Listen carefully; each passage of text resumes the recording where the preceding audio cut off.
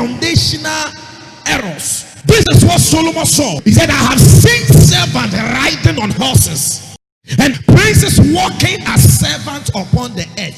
Sometimes you sit down and you ask yourself, sir, why me? You were in the same class with someone who was not even good when it comes into academics, and you complete school, and at the end of the day you become jobless. Then you no school, he was not even performing well.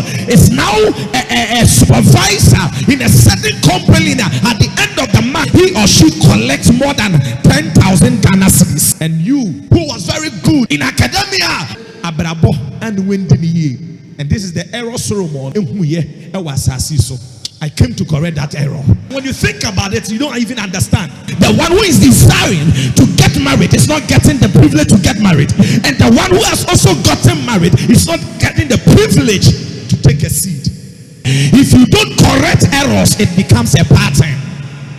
Lack of in-depth understanding is what is making many Christians of today not to correct the pattern, because I am not the only one who has set that record. In my family, no one is able to get married. So after all, I'm not the only person, but I want you to understand there is always one person to set a pace in life. It took one woman to become the mother of our Lord Jesus Christ. It took one man to bring liberty to the whole world. It took one man to bring independence to Ghana. It took one man to bring independence to South Africa. God is not looking for multitude to bring change. God is looking for one man to bring change. In the book of Genesis chapter 6, when sin multiplied, God was looking for a man. He couldn't find one, but he saw Noah as a man of righteousness, and he took Noah alone to build the greatest ark.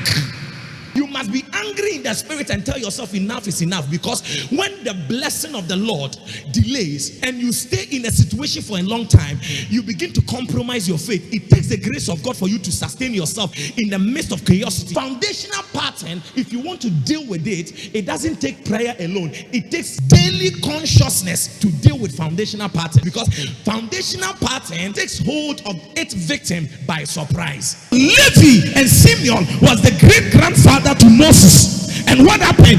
They laid the foundation based on anger and meddling.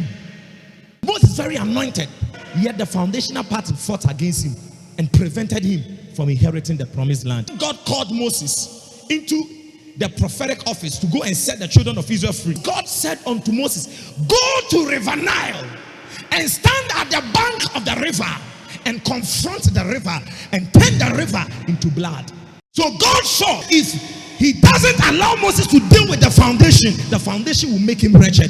So the first enemy Moses dealt with was the River Nile, because he was named after that river, and that river has become a stumbling block to Moses' destiny. So the first enemy Moses dealt with in Egypt was River Nile. So he got and stood at the bank of the river and stretched forth the rod on the river, and the fishes in the river died, and instantly the river became what? Red. Moses couldn't get to the promised land, not because he wasn't a righteous man, not because he wasn't very dynamic, not because he was a rebellious prophet, because of foundational pattern.